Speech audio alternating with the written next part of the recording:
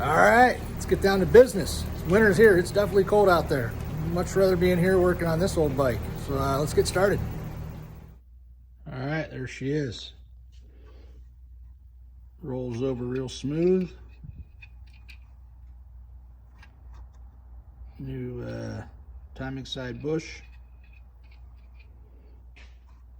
New bearing. There's no, before I could really wiggle this thing around by hand. At like 10 thousandths, it's tight now. I think he said he had it at 2 thou, I think. Yeah, there you go. Some new bearings and seals. Obviously, you got to split the cases. We'll circle back around to the connecting rod business I'm up to here. Yeah, new bearings, 20 thou. There's the timing side bush. Yeah, this will be pretty sure at the front of the video. And hopefully I got some rods showing up here soon. All right, back out here. It's Saturday, January 4th. Hope everybody had a Happy New Year. Got the car repairs handled. The house is another story. Not going to get into that mess, but some parts arrived. Going to get into that here shortly. I'm going to see what the I want to see what the backlash is on this exactly, or end play I should say, on the crank before I split the cases here. Anyhow, it's pretty cold out here today. It's so the wind chill is 0. That's Fahrenheit, in case you're watching from somewhere else where they go with Celsius. But it's cold, so a good day to get some work done on this whole thing. All right, had to wait for the heater to cycle. It is cold out. Anyhow, yeah, orange pop day, right? Perfect day for orange pop. I got this set up here. I'm seeing about 1.5, 2. I guess it depends how hard you are on the bar there. I'm gonna get you guys set up here real quick. I'm gonna stick that pop outside and let it get a little cooler.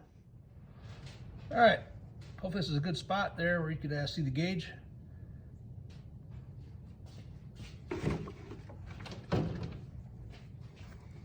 Try to get my big head in the way.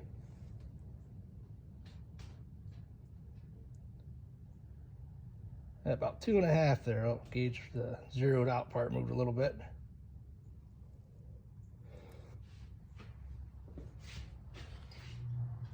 Hopefully you can see that. Of course, the heater's going to come on, and about right on timing, right?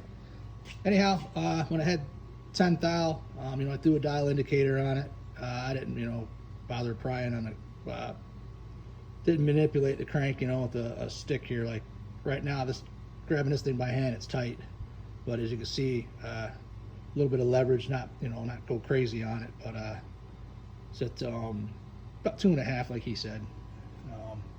Light pressure, 2, you can get into it, about 2.5. But yeah, let's see what take a look at these connecting rods here. All right, with this terrific setup here, guess I'm getting, it's about 1/2 thou.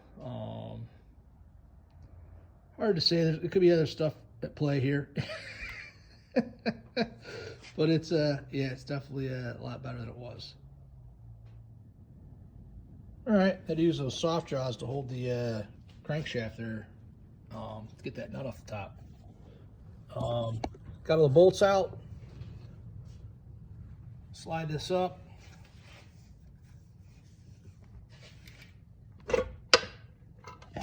No! Of course, the camera fell. Perfect.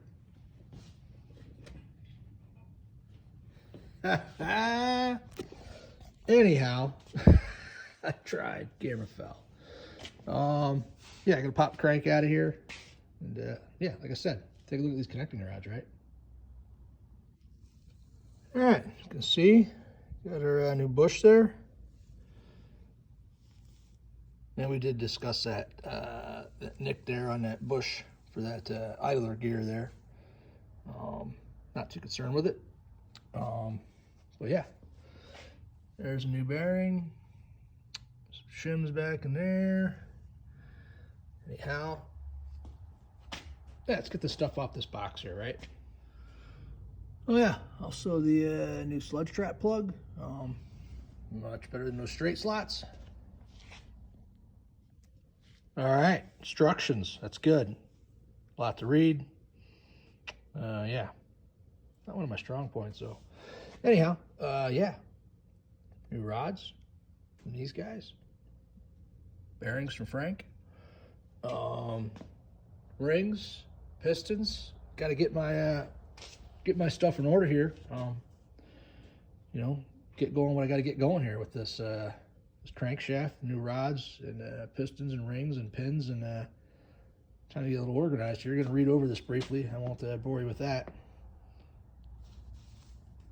All right, read that a few times here. There's some measurements and whatnot. It does talk about the torquing of the bolts, and there's the stretch method is preferred, torque method not recommended, and you know, I'm guessing I'm going with the not recommended, even though we're not at that point yet. Just kind of reading over that.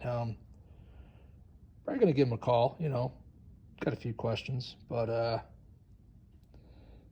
yeah, let's take a look at these bearings in here. All right, got our bearings out here.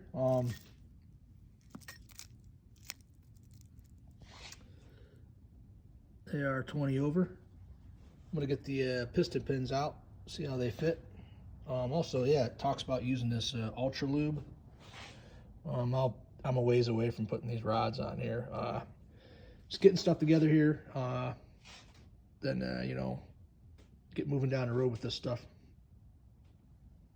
Like the pins are shipped in there.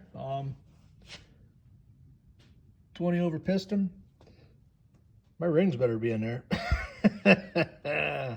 Right on, Frank. Likes the chocolates. All right, they were in there. Good deal.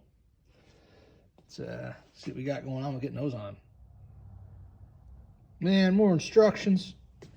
Anyhow, good thing I read them. Yeah, good idea to check the ring gap in the cylinder there. Not going to put them on the pistons yet. Get these rods out of the way, get that stuff put away. We'll circle back to the rod business here.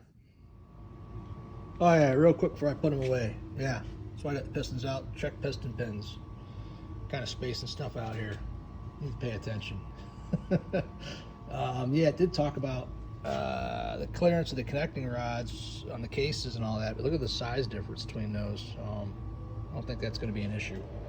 But yeah, get the rods put away, and piston pins feel great in there. Let's check those ring gaps. All right, book discusses also checking ring gap. Ring gaps are measured. Ring should be positioned in the minimum bore wear, which is usually at the bottom of the stroke. Same goes for the paperwork here, you know, same deal. Different measurements though. Let's see, this is saying 3 to 4 thou. And fitted gap, 8 to 13. And this here. So let's stick them in there and see what we got. Well, that's pretty cool. Just notice this packaging it came in. It's all in this order. 1, that's top one. 2, middle. 3, I took them out of the package. But yeah, so keep them in order there for you. Nice. All right, real quick here. The rings are labeled top. I got the other ones set down in there. Use the piston to center it up, you know, push it down there. And then I got the feeler gauge here.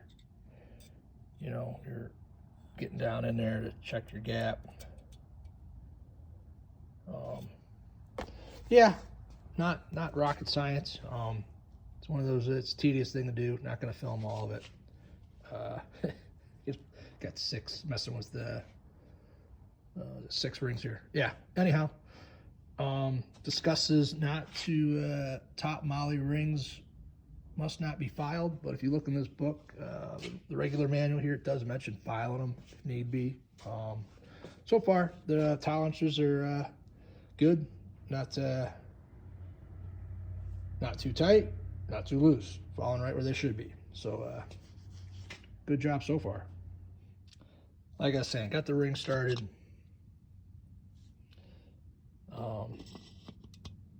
Piston here to slide it down.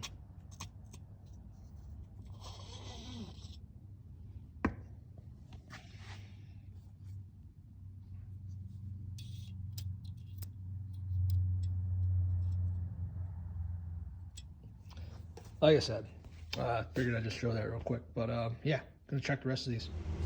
All right, got our bottom rings in there. They check good too. Gonna get them put on the pistons here. Keep moving forward. All right, here we are towards the end of the video. Just doing some editing.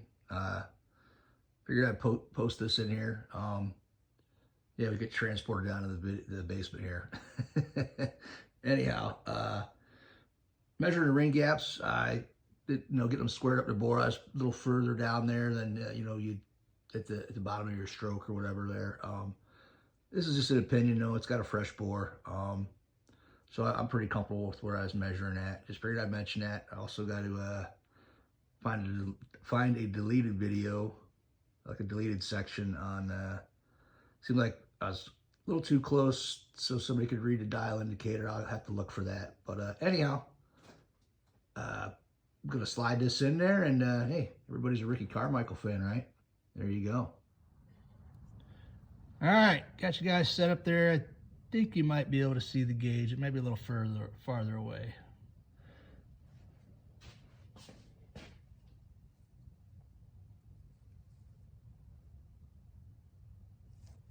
Got to hold down on it here.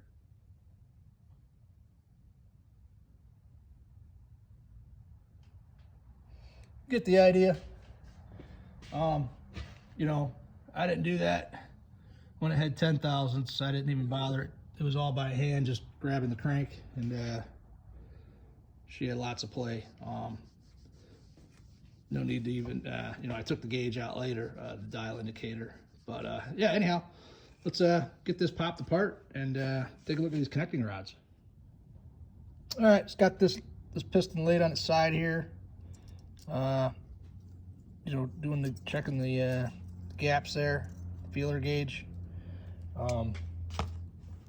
Take a look at the book here, show you the specs. All right, gonna wrap this up, I guess. Yeah, hold on there, get ahead of myself. Clearance in the groove, 1 to 3 thou. We're good there. Basically, you got your feeler gauge checking your. Yeah, you don't want to line them up like that, but this is just for measuring. I noticed these pistons aren't like a 2-strokes where they got like pins to keep the rings oriented. But yeah, you got to get them staggered when you're installing them. But we're a ways away from that. There's more to do here. Yeah, Cycle Pro rings. Look at what he charged me for them. It's about what you charge it for a set of rings. I was never heard of them. I did a quick review. Nothing came up as saying they're, subpar or anything. So maybe the Harley guys use them.